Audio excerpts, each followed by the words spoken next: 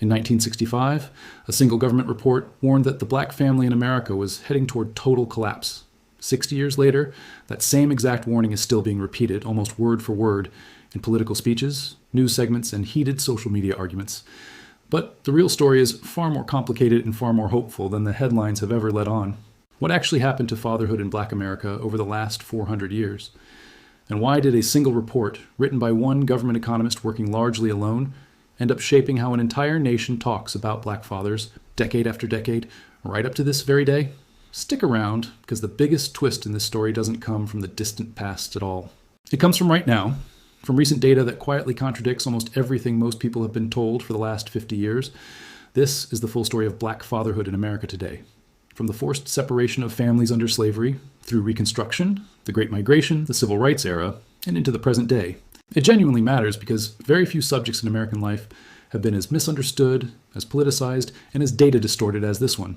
For generations, black fathers have been reduced to a statistic, a stereotype, or a talking point in political speeches, while the lived reality of millions of men was quietly erased from the conversation. The real history is one of resistance, reinvention, and remarkable persistence in the face of policies specifically designed to break families apart, first through the brutal machinery of slavery, then through segregation, redlining, and mass incarceration. Over the next 18 minutes, we're going to trace that journey from the 1600s to 2026, through slavery, segregation, migration, welfare policy, mass incarceration, and a modern era where the data is finally starting to challenge the old myths. Along the way, we'll look at the laws that shaped what fatherhood was even legally allowed to look like, the economic forces that determined whether a father could realistically provide for his family, and the cultural narratives, some accurate, many not, that have followed black fathers through every one of these eras. By the end, you'll understand not just what happened to black fatherhood in America, but why the story we've been told about it has so often been wrong, and who benefited from telling it that way. Before slavery, family structures across West and Central Africa, where the overwhelming majority of enslaved people were taken from, were built around extended kinship networks rather than isolated nuclear households. Fatherhood wasn't just a private individual role. It was embedded in clans, lineages, and communal systems of child rearing where uncles, grandfathers, elder men, and entire villages shared responsibility for raising children. Names, land, and social standing often passed through defined lineage systems that gave fatherhood deep cultural and spiritual weight. When the transatlantic slave trade began in the 1500s and expanded dramatically through the 1600s and 1700s, those systems were violently and deliberately disrupted. Enslaved men, women, and children were frequently sold separately, transported across oceans in horrific conditions, and stripped of any legal recognition of marriage or paternity. Under American slave codes, a child's legal status followed the mother, not the father, a principle known as partus sequitur ventrum, formally adopted in Virginia law in 1662. This wasn't an accident or an oversight. It was a deliberate legal mechanism that stripped enslaved fathers of any claim to their own children and made every family tie entirely dependent on the will of a slaveholder, who could sell a father, mother, or child at any time, for any reason, with no legal recourse whatsoever. Despite this, historians studying plantation records, oral histories, and slave narratives have found overwhelming evidence that enslaved fathers fought hard to remain present in their children's lives. Many negotiated with slaveholders for permission to visit family members held on neighboring plantations, walking miles at night to see wives and children before returning before dawn to avoid punishment. Fathers passed down trade skills, oral traditions, spiritual practices, and survival knowledge whenever they could. In documented cases, enslaved men risked brutal punishment and sometimes death, attempting to reunite with family members who had been sold away. Marriage between enslaved people had no legal standing under American law, but enslaved communities developed their own recognized customs, including jumping the broom ceremonies. To mark unions, the legal system refused to protect.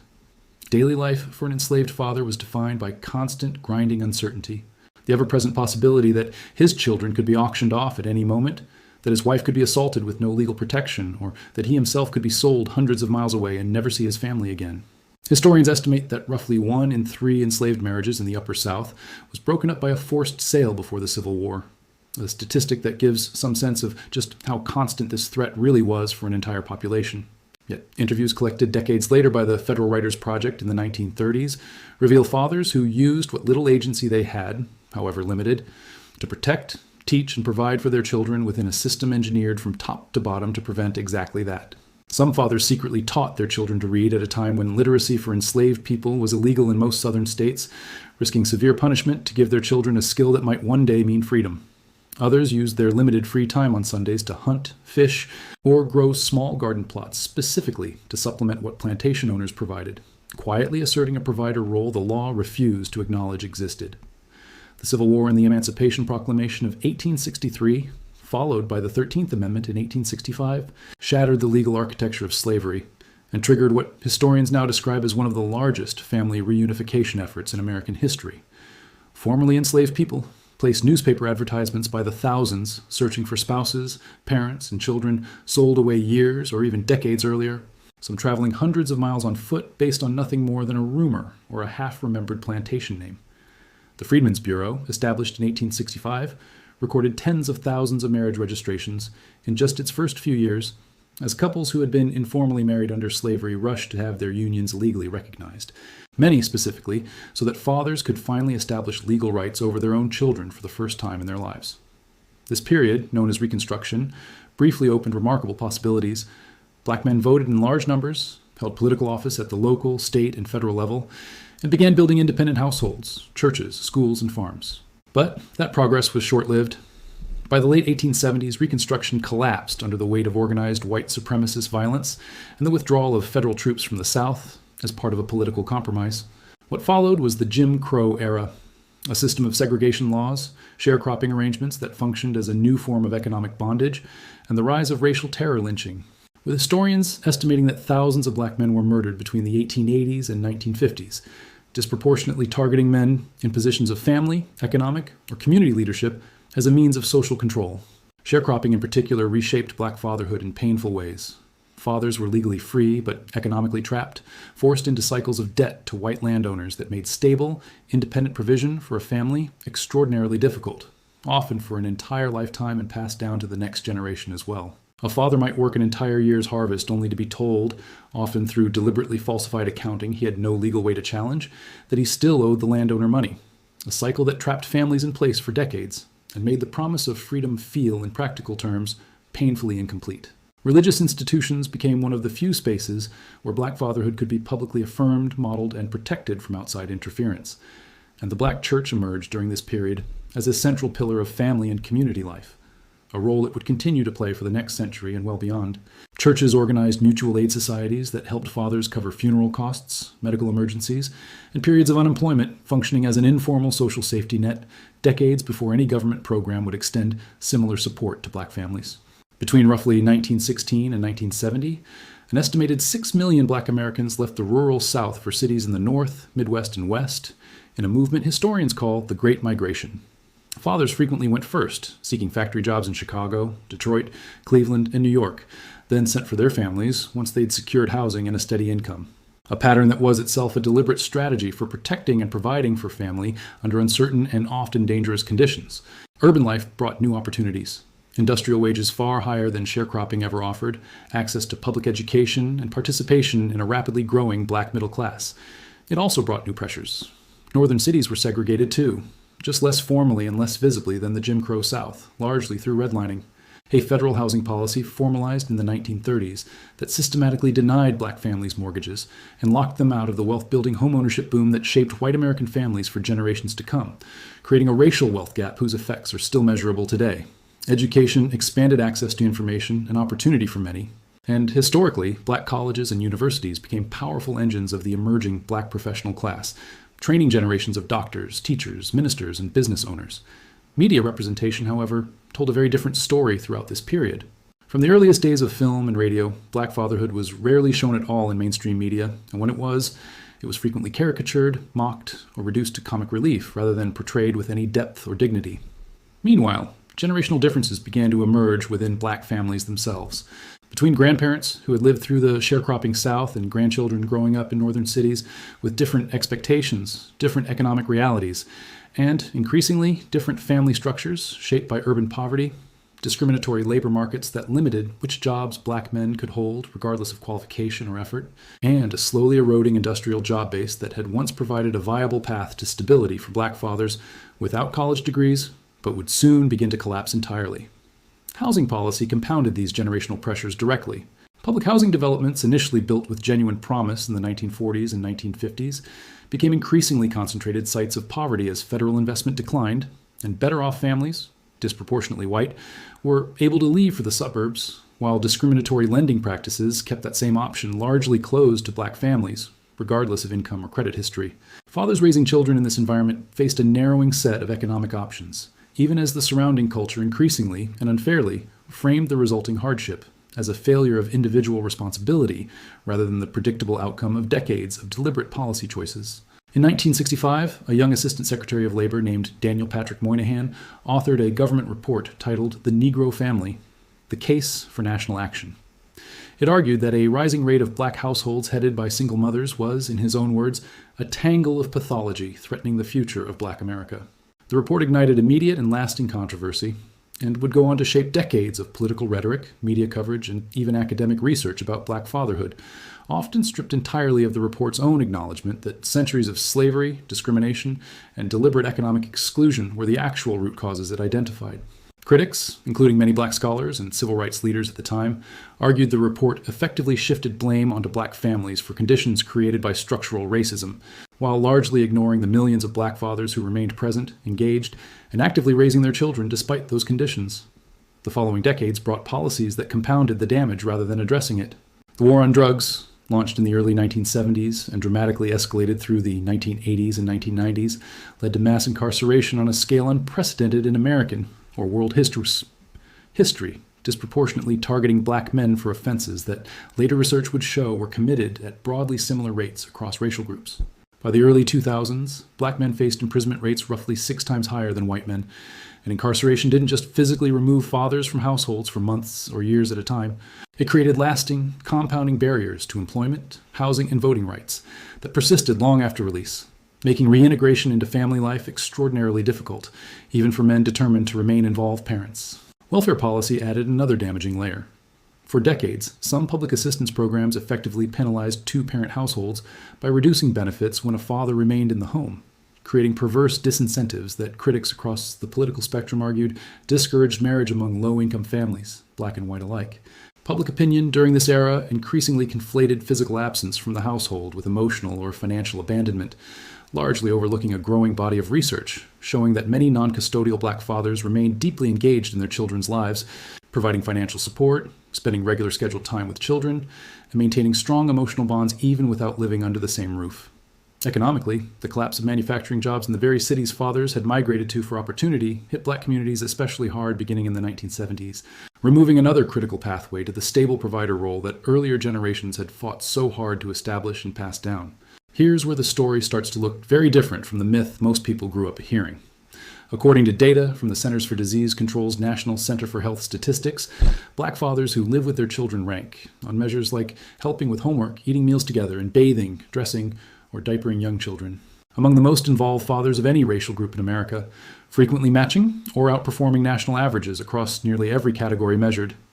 Even among fathers who don't live with their children full-time, most report regular ongoing contact, consistent financial contribution, and active involvement in daily decisions about their children's lives, directly contradicting the absent father narrative that dominated public discussion for half a century.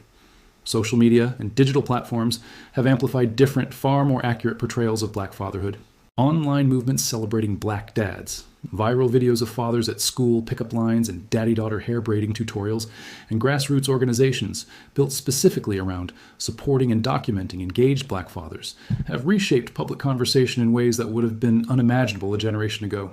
A younger generation of black men is also actively reworking what fatherhood looks like in practice, pushing back against rigid, older ideas of masculinity, embracing emotional openness and vulnerability with their children, and, in growing numbers, becoming primary caregivers or true co-parents within blended and non-traditional family structures, often explicitly citing a desire to give their own children something different from what they experienced growing up. Criminal justice reform efforts since the 2010s, including reduced federal sentencing for nonviolent drug offenses and expanded reentry and job training programs, have begun, slowly and unevenly, to chip away at the incarceration pipeline that devastated an earlier generation of families, though significant racial disparities remain deeply entrenched at every stage of the justice system, from policing and arrest through sentencing and parole.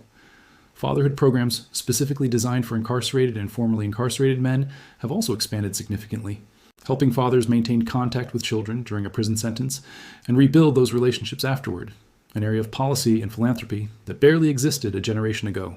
Globally, the story resonates far beyond American borders too. From the United Kingdom to the Caribbean to parts of Africa, similar conversations are unfolding about reclaiming narratives around Black fatherhood from decades of deficit-focused framing, with diaspora communities increasingly connecting across borders online to share strategies, research, and mutual support. Researchers studying these international comparisons have found that similar patterns of stereotype versus lived reality show up again and again wherever Black families have faced comparable histories of colonialism, forced migration, or systemic economic exclusion, suggesting the American story is part of a much larger, shared pattern rather than an isolated case. So where does this story go from here? Demographers and family researchers point to several forces likely to shape the next chapter of this history. Economic mobility remains absolutely central. Access to stable, well-paying jobs continues to be one of the single strongest predictors of family stability across every racial group in America. And closing persistent wage and wealth gaps will likely do more to support Black fatherhood long-term than any single cultural shift or awareness campaign ever could on its own. Criminal justice reform, if it continues at any meaningful pace, could substantially reduce the disruption incarceration has historically caused to Black families. Though advocates and researchers alike argue, the current pace of change remains far too slow relative to the sheer scale of the harm already done to multiple generations. Experts also point to shifting cultural narratives themselves as a genuine and underappreciated force for real change, as more accurate, data-driven portrayals of Black fatherhood reach the public consciousness. Some researchers believe this could gradually influence everything from workplace hiring practices to family court custody decisions, both of which have historically been shaped, often unconsciously, by biased assumptions about Black fathers' reliability and involvement. Challenges remain significant and shouldn't be minimized. Racial wealth gaps are projected by economists to persist for many more decades under current trends. Housing discrimination continues to resurface in updated and often harder to detect forms. And measurable disparities in family court outcomes still frequently disadvantage Black fathers seeking equal parenting time and custody arrangements. Some researchers also point to a persistent gap between reality and perception itself as an ongoing challenge. Even as the data shifts, cultural assumptions rooted in decades of one-sided reporting tend to change far more slowly, meaning employers, judges, teachers, and even extended family members may continue operating on outdated stereotypes long after the underlying statistics have moved on. But there are real, tangible opportunities too. A rapidly growing network of fatherhood support organizations, expanding paid paternity leave policies at a growing number of employers, and a new generation of researchers actively working to correct the data distortions of the Moynihan era are all pushing the public conversation in a more accurate, more constructive, and ultimately more honest direction. If current trends in documented father engagement and involvement continue, some researchers suggest the data itself may finally force a long overdue public reckoning with just how far the popular narrative diverged from the lived reality all along. From the forced separations of slavery to the desperate family reunions of Reconstruction to a single government report that reshaped an entire nation's assumptions for 2 generations, to a modern era where the actual data quietly tells a very different story than the headlines ever did. The history of Black fatherhood in America has never truly been a simple story of absence. It's a story of fathers finding ways to show up generation after generation inside systems that were, at nearly every turn, deliberately built to make that showing up nearly impossible. And here's the surprising takeaway to sit with. By nearly every modern measure researchers actually track today, Black fathers who live with their children are among the most hands-on, present, and engaged fathers in the entire country. A fact that quietly contradicts 50 years of political rhetoric and media stereotype that most of us absorbed without ever questioning it. It's worth asking how a single report from 1965 and the decades of policy built on top of it managed to outlast the very data that should have corrected it, and what that says about how national narratives form in the first place, and how long they can persist even after the facts have moved on. So here's the question for you. Do you think the myth of the absent Black father was mostly a product of misunderstood or poorly presented data? Or did it serve a deeper political and cultural purpose all along, one that made for a simpler story than the truth ever was? Share your thoughts in the comments below, and if this video challenged something you thought you already knew, consider subscribing right now for more deep dives into the histories we all assume we already fully understand.